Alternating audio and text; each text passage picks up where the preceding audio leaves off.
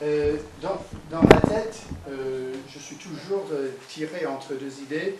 Je me dis, je sais, et j'ai été même formé, j'ai fait des études, comment faire un message correct dans la Bible sans une image. Je sais le faire. Hein. Mais aussi, en même temps, Manu, ça m'a vraiment touché. Hein. Donc, tu as pris, on parle de high-tech, tu as pris low-tech. Donc, c'est-à-dire qu'un livre, mais cette image-là, la vérité, le chemin de la vie, je n'ai jamais entendu ça. Ça parle.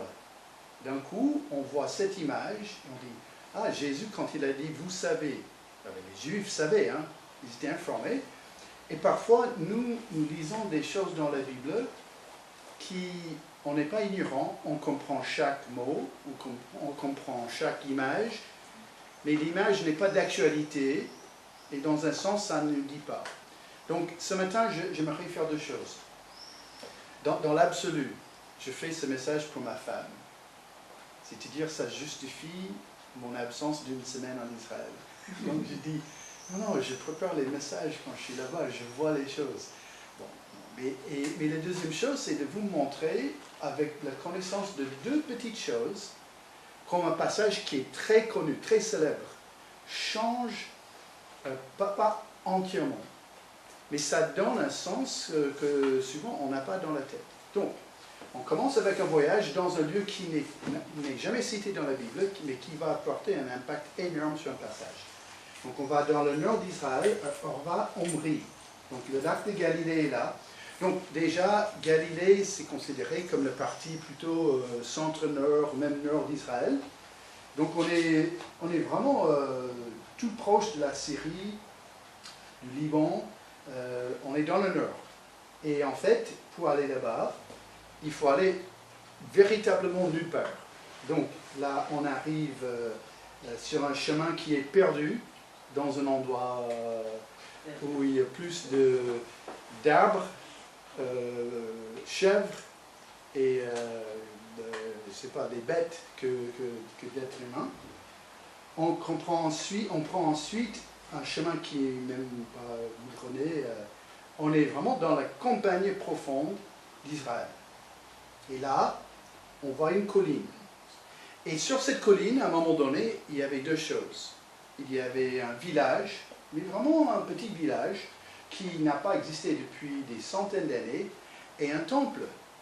Un temple énorme, immense, qui est franchement, pour ce lieu, complètement déplacé. Ça c'est le temple est plutôt quelque chose qu'on peut penser. Jérusalem, c'est peut-être un peu trop grand, Jérusalem, mais dans une ville assez célèbre, assez connue, un temple.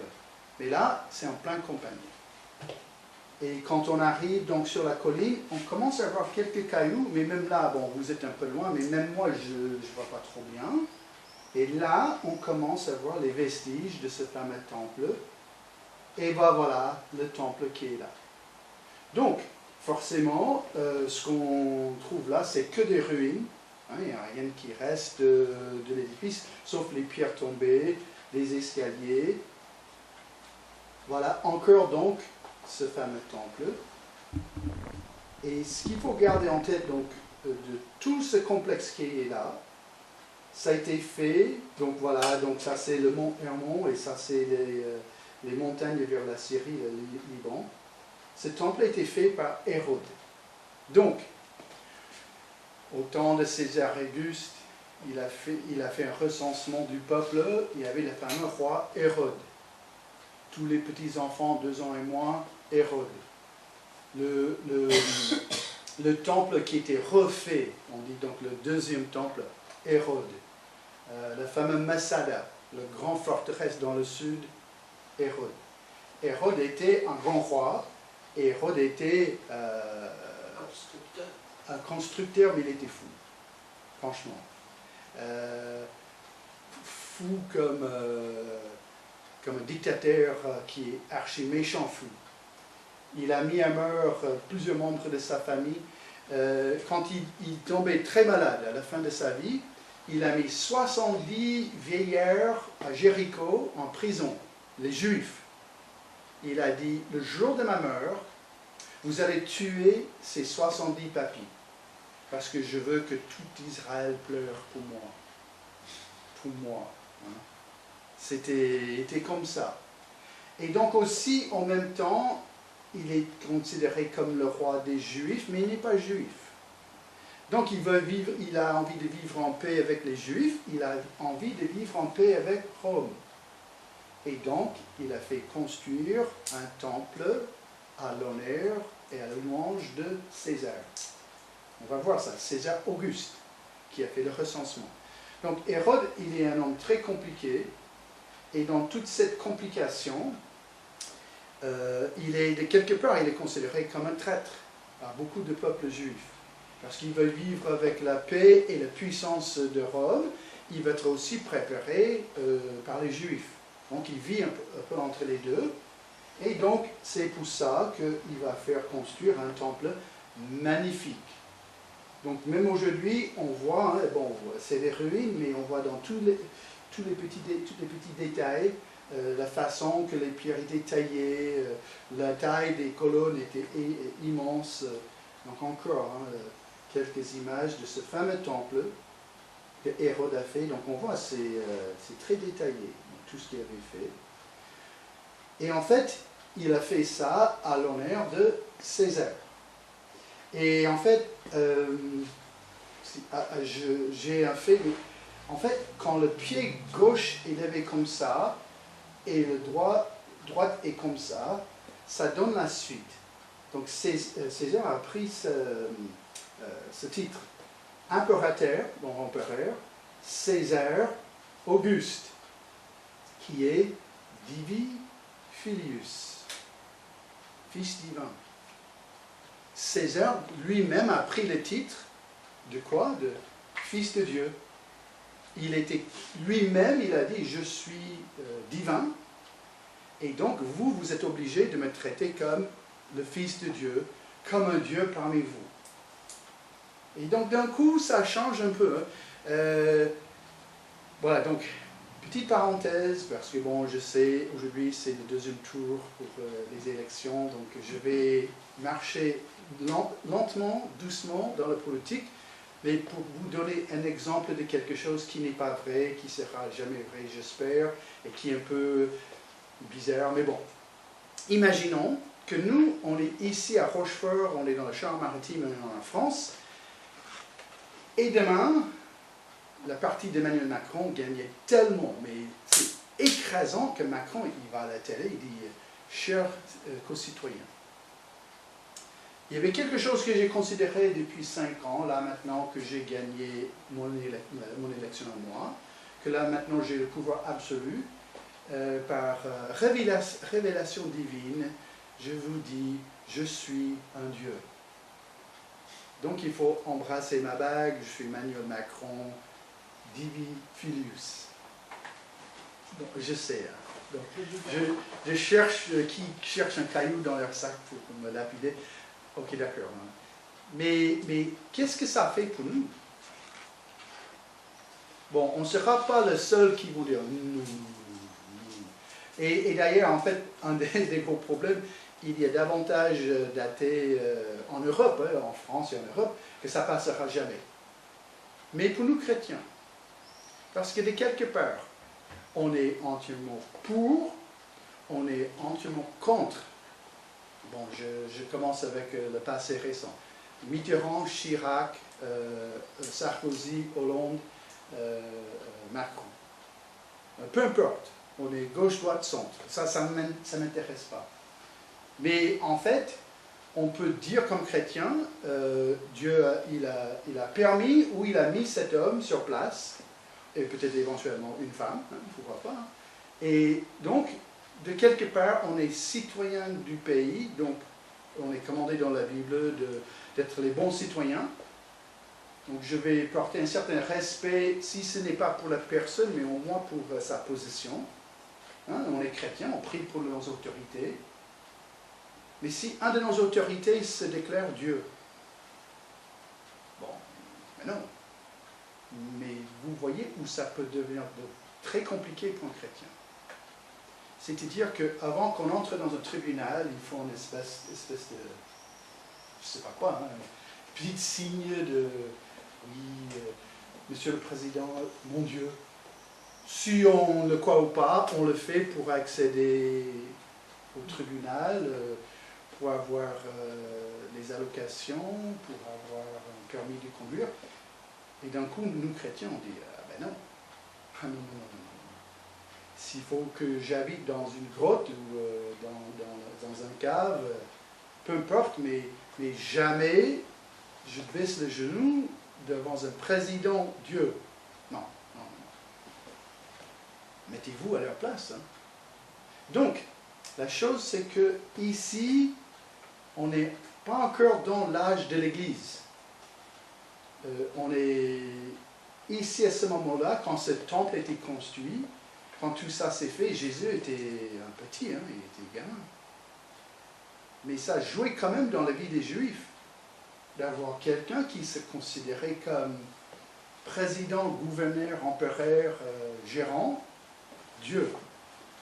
Et juste pour vous montrer, hein, ça c'est à Rome, hein, mais sur un arc c'est comme un arc de triomphe, mais c'est à Rome. Ça c'est César qui est penché là sur les ailes d'un aigle parce qu'il n'est jamais décédé. Comme on veut, mais donc pour lui, il a dit je vais disparaître un jour, mais sur les ailes d'un aigle qui va m'amener, moi Dieu, au paradis. Et ben voilà, ça existait au temps de Jésus, cette idée d'un Dieu roi, un Dieu empereur. À un moment donné, dans Matthieu 22, 15, alors les pharisiens allèrent tenir conseil sur le moyen de prendre Jésus au piège de ses propres paroles. Donc Jésus, il est à Jérusalem. Il va mourir bientôt. Il va être crucifié. Et donc les pharisiens cherchaient à piéger Jésus par ce que Jésus disait lui-même. Ils lui envoient leurs disciples avec les Hérodiens, disant, Maître, nous savons que tu es vrai, et que tu enseignes la voie de Dieu en vérité, et que tu ne t'embarrasses de personne, car tu ne regardes pas à l'apparence des hommes. Dis-nous donc, que t'en semble? Est-il permis de payer le tribut ou l'impôt, taxe, à César ou non? Et Jésus connaissait leur méchanceté. Il dit, pourquoi me tentez-vous, hypocrite? Montrez-moi la monnaie du tribut. Ils lui apportèrent un denier. Et il leur dit, de qui est cette image et cette inscription? Et c'est ça qui est mis dans la main de Jésus. Les archéologues ont trouvé la pièce qui était réservée pour payer les impôts un dernier. Et donc Jésus, il avait cette pièce dans sa main. Mais en fait, il faut comprendre le contexte. Donc, il y avait les pharisiens. Alors, c'est quoi un pharisien? Un membre d'un groupe juif dont l'existence est intérieure à l'ère chrétienne, se conformant à une observance rigoureuse de la loi de Moïse et développant le plus possible la tradition orale. Après, il y avait un Hérodien, membre d'un groupe juif favorable à la famille hérodienne. Alors, c'est quoi ces deux groupes-là? Donc, déjà, pharisien, on emploie même ce mot aujourd'hui. Oh, regarde, ce chrétien est tellement serré, c'est un pharisien. Aujourd'hui, vous me dites, Marc, on a un soupçon ici dans l'église, on a un soupçon que tu es pharisien. Ça, vous me parlez ici, là, là, là. Non, on évite le mot pharisien comme la peste. Ah non, non, non, non, je ne suis pas pharisien, je vous promets. Donc, j'enlève ma cravate et je ne porte plus le costume parce que je ne veux pas être pharisien. Ok, d'accord, mais le contexte compte. Un pharisien, au temps de Jésus, était quelqu'un largement admiré de l'extérieur. Parce qu'en fait, un pharisien était conformé à la loi de Moïse. Ce n'est pas exagéré à dire que le pharisien ne donnait pas juste l'image, mais avait la réputation d'être un super chrétien. Sauf, le mot chrétien n'existait pas à ce moment-là, mais pour nous, on voit un pharisien, on dit « Oh, il a mémorisé tout l'Ancien Testament en hébreu. » Bon, peut-être j'exagère, mais peut-être pas. Hein. Ça, en fait, un pharisien, au moment de la vie de Jésus, était quelqu'un qui était considéré comme un rang plus grand, plus engagé. Et c'est ça le génie de Jésus. Il voyait l'intérieur. Il voyait l'attitude. Il voyait la mentalité. Donc c'est pour ça que Jésus a attaqué ces personnes-là, parce qu'en fait, il donnait une image impeccable. Mais le cœur n'était pas transformé. Mais quand même, le pharisien était quelqu'un qui considérait Jésus comme quelqu'un de dangereux, mais qui était vraiment un modèle de la spiritualité de l'extérieur. Mais c'est un hérodien, c'est ça qui est un peu curieux, parce que ce n'est pas quelque chose qui est souvent mentionné, ni dans la Bible, mais ni dans les livres d'histoire. Donc, en gros, quand on dit membre d'un groupe juif favorable à la famille hérodienne, c'est-à-dire que c'est des juifs qui étaient favorables vers Hérode et aussi Rome. Donc, c'est-à-dire que c'est les personnes qui avaient un pied dans le judaïsme et un pied dans le paganisme avec l'Empire romain. Donc, un peuple qui avait un peu le cœur partagé. Ils vivaient bien pour Dieu, bon, on va dire de lundi, jeudi, mais de vendredi, dimanche, c'est avec l'Empire romain. Hein. Il y avait le cœur divisé. Donc, ces deux personnes-là vont passer à Jésus un piège. On parlait du dernier. Sur cette pièce-là, donc, le piège, est-il permis de payer le tribut à César ou non? Et cette pièce. Alors, pour nous, la question est un peu compliquée à comprendre, dans ce sens. Bon, un dimanche, Gilbert, il se lève, il dit « Ça y est, j'en ai assez avec ce gouvernement. Je vous dis, selon la parole de Dieu, il ne faut plus payer vos impôts. » Moi, je vous dis bonne chance. Hein, ça peut être un peu compliqué, là, de ne plus payer vos impôts. Et donc, c'est quand même une bonne question, parce qu'en fait, il y a encore un contexte un peu plus compliqué. Sur cette pièce était tout simplement écrit Tibère César. Donc il est fils d'Auguste, mais il est fils du divin Auguste. Donc Tibère César, c'est considéré comme encore un fils de Dieu. Et tout le problème est là. Parce que d'abord, en fait, il y a deux choses qui sont très frappantes. Quand Jésus a demandé la pièce, heureusement, il y avait les Hérodiens qui étaient là. Parce qu'un pharisien ne portait jamais ça dans sa poche. C'était considéré comme du blasphème. Je n'aurais jamais sur moi la pièce qui dit un autre fils divin ou qui parle de quelque... C'était considéré comme l'idolâtrie. Donc vous voyez combien ça rend la vie compliquée. Si nous, on est obligé à dire que toutes les pièces d'argent de la France sont considérées comme les objets d'idolâtrie ou les objets obscènes. Ouais, il faut chercher son propre monnaie. Et les Juifs avaient mis en place un système comme ça. Les Juifs pouvaient vivre sans l'argent de Rome.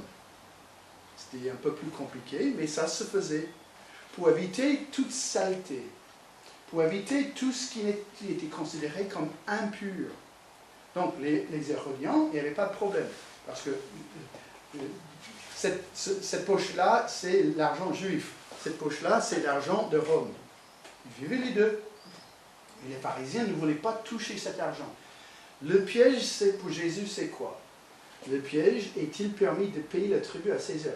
Et là, on dit, non mais c'est un peu bête comme piège. Tu paies ou tu ne paies pas tes impôts, Jésus? Et ouais, je paye mes impôts. Alors, en payant ses impôts avec cette pièce, Jésus va toucher de l'argent sale pour les pharisiens. L'argent lié avec un faux Dieu. Et donc si Jésus dit, oui je paie, donc c'est-à-dire tu touches les pièces salies, la pièce impure. Si Jésus dit non, je ne paye pas, ah donc tu n'es pas un bon citoyen. Tu es en infraction de la loi. Le piège est là.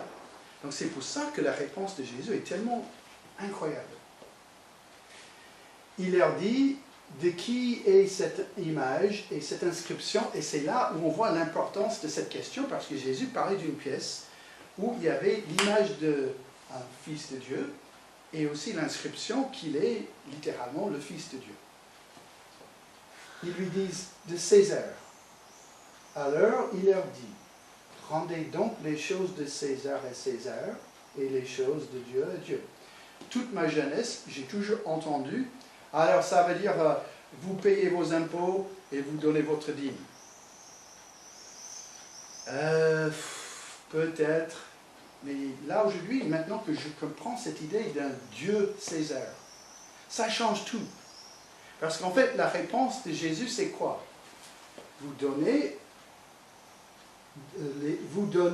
Rendez donc les choses de César à César.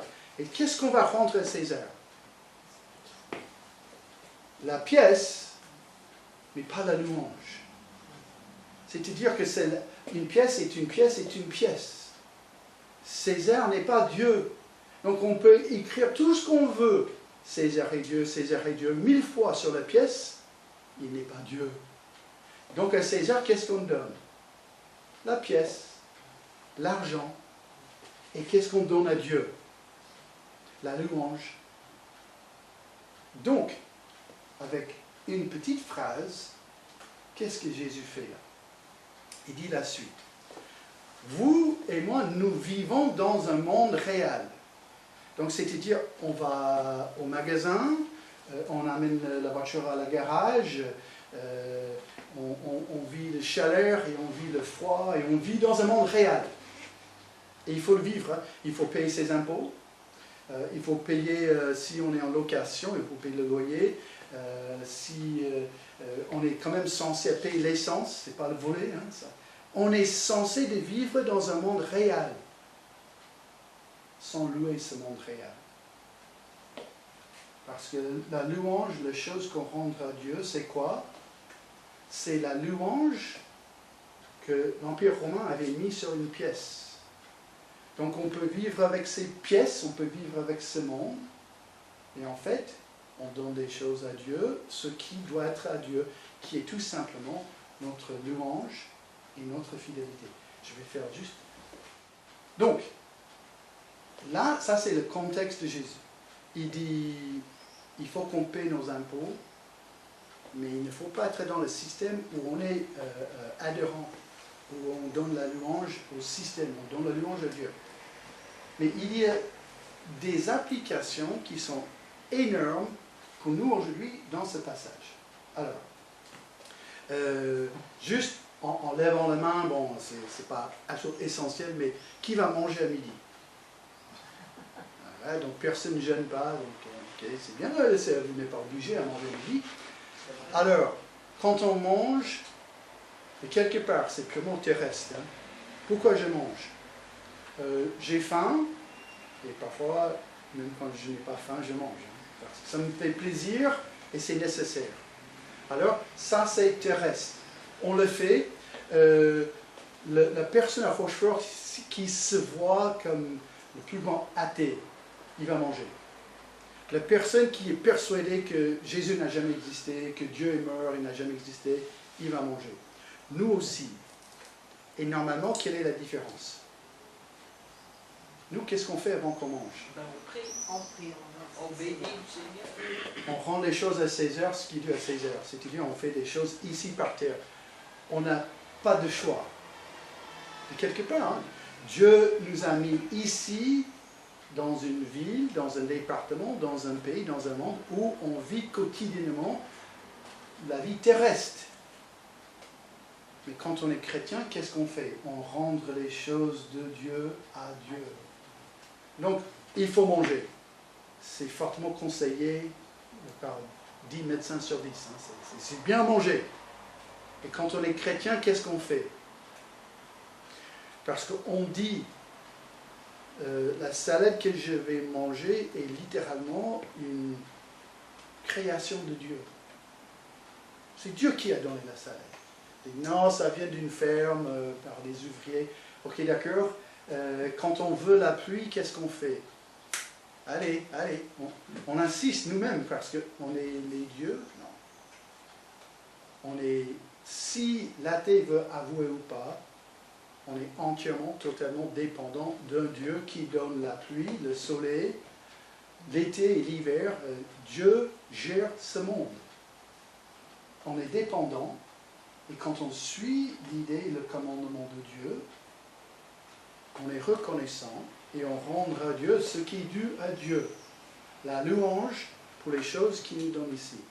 Si on va prendre ce passage et on va mettre ça en pratique, mais vraiment à la lettre.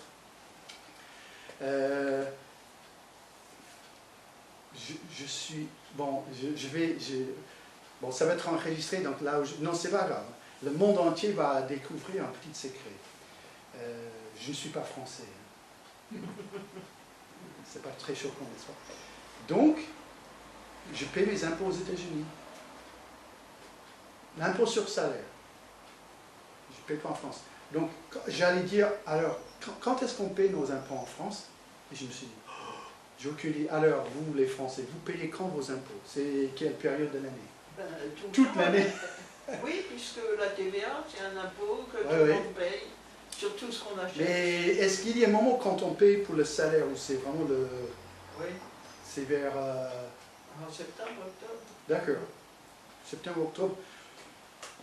On arrive donc d'ici, quoi, 3-4 mois. Et voilà, la facture arrive, hein, la notice. Vous êtes obligé à payer X. Alors, qu'est-ce qu'on fait? On vit dans un monde quand même terrestre. On paie les impôts et j'ai les pompiers qui viennent chez moi quand j'ai un accident ou j'ai un feu. J'ai la police qui me protège parfois contre moi-même, ça s'appelle un excès de vitesse, ou contre quelqu'un qui crie un stop, ou j'ai les éboueurs qui ramassent pour rendre la ville propre. Donc on a tout un monde de choses terrestres qui sont vraiment utiles. Donc je peux payer mes impôts dans la joie. Et je me répète, on va payer les impôts dans la joie. Un peu parfois entre sourire et grimace, mais on paie nos impôts et on espère d'avoir quelques bénéfices de tout ça. Et après on paie les impôts, on remercie qui pour cette vie ici sur terre? Le Seigneur. Donc oui, bien sûr, on est obligé, c'est exactement ce que Jésus dit ici. On vit quotidiennement dans un monde réel, terrestre, face à face avec les autres êtres humains. On veut vivre en paix, on veut vivre dans la joie, on veut plutôt une vie sans crime, sans feu, sans accident. On veut chercher d'avoir un monde qui fonctionne. Jésus dit, rendez donc à César. Qu'est-ce que César donnait à cette époque-là? Quand même la paix. Bon, c'était la paix gagnée par l'épée, mais quand même, ils ont fait ces fameuses voies romaines. Il y avait certains avantages de l'Empire romain, malgré l'occupation.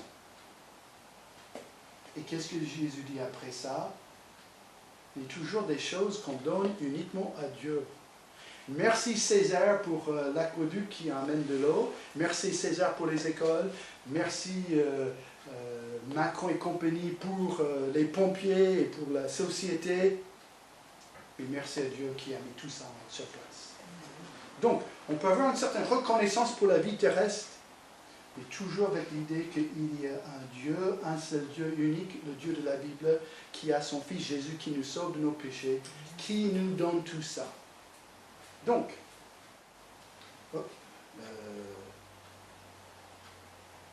je saute quelques versets, parce qu'il y avait après cette confrontation, quelques d'autres, les Sadduciens sont venus pour poser des questions. Et vers la fin du passage, les pharisiens sont revenus à Jésus. Ils ont dit, Maître, quel est le grand commandement, quel est le plus grand commandement de la loi? Jésus lui répondit, tu aimeras le Seigneur ton Dieu de tout ton cœur, de toute ton âme, de toute ta pensée.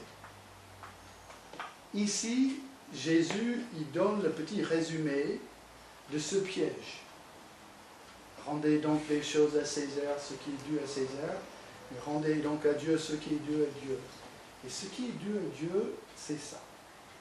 Quand je suis engagé entièrement, il y aura un amour pour le Seigneur qui va toucher mon cœur, mon âme et mes pensées. Je vais être complètement dans une mentalité, dans une attitude de louange où je vais me lever le matin, je vais au boulot, où je joue avec mes enfants, où je fais du sport, ou peu importe. Je vis une vie terrestre. Et donc, cette vie terrestre, je paie mes impôts, je fonctionne comme un citoyen normal. Mais derrière tout ça, c'est quoi? Un amour pour le Seigneur qui englobe, qui consomme complètement mon être, qui transforme entièrement ma vie. Et quand on est comme ça, il y a une question qui peut être posée. Et donc, c'est la question pour terminer ce message. Êtes-vous un disciple de Jésus?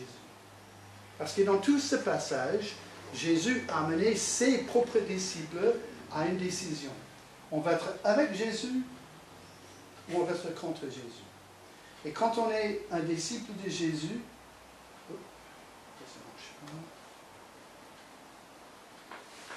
nous voyons que le cœur, l'âme et les pensées sont entièrement donnés. On vit une vie, on ne devient pas ni amiche, ni des formes de moines qui s'isolent. On ne prend pas les retraites pendant 3 ans sur une montagne. On a une vie quotidienne, une vie réelle. On fait du sport, on fait nos courses, on a un boulot, on a des amis, on est connu dans le quartier, on est impliqué, on est un citoyen dit normal, sauf qu'on n'est pas. Parce que pendant que tous les autres, ils donnent leur allégeance à une partie politique, ou un club de sport, ou une certaine philosophie, ou une certaine religion, nous, on vit tout à fait la même chose, mais notre engagement est entièrement au Seigneur. Et ce qui est vraiment phénoménal, Jésus, il a fait tout ça grâce à une petite pièce qui disait, il y avait un tel qui habite à Rome, il se dit fils divin. Mais Jésus, il était véritablement le fils divin. Et avec ça, il a montré qu'un vrai chrétien, un disciple de Jésus, c'est quelqu'un qui est entièrement engagé dans la vie ici et toujours pour la gloire de Dieu. Parce que finalement, on comprend, et ce que la Bible nous dit, ici, ce n'est pas réellement notre maison. Ici, ce n'était pas franchement chez nous. On est du passage, on habite dans une tente, on peut participer, on peut vivre ici, mais nous avons une autre maison. On a notre demeure, c'est le ciel, et c'est là où on va passer l'éternité avec Jésus. Donc je vous encourage de penser à ça. Quel est mon engagement? Où sont mes allégeances? Est-ce que je vis ici bien, mais grâce au fait que je suis toujours en train de louer Dieu dans tout ce que je fais? Prions. Seigneur, merci pour ce passage et merci pour cet exemple de Jésus. On te remercie, Seigneur, que Jésus connaissait son temps, il connaissait sa culture. Et Jésus pouvait prendre vraiment un objet qui parlait fort de son époque. Et Seigneur, on te remercie que tu as même dirigé les archéologues qui ont trouvé cette pièce, Seigneur, pour nous aider à comprendre l'impact d'avoir quelqu'un qui se voyait comme un Dieu. Et donc, Seigneur, je prie qu'aujourd'hui, il n'y ait pas d'autre Dieu dans nos vies, sauf toi-même. Nous prions, Seigneur, que tu crées en nous, Seigneur, cette envie, ce désir d'avoir toi seul comme maître, d'avoir toi seul, Seigneur, comme guide dans nos vies. Seigneur, je prie que ton Saint-Esprit dirige nos pensées, nos attitudes et nos affections. Et donc, Seigneur, je prie ces choses au nom de Seigneur Jésus.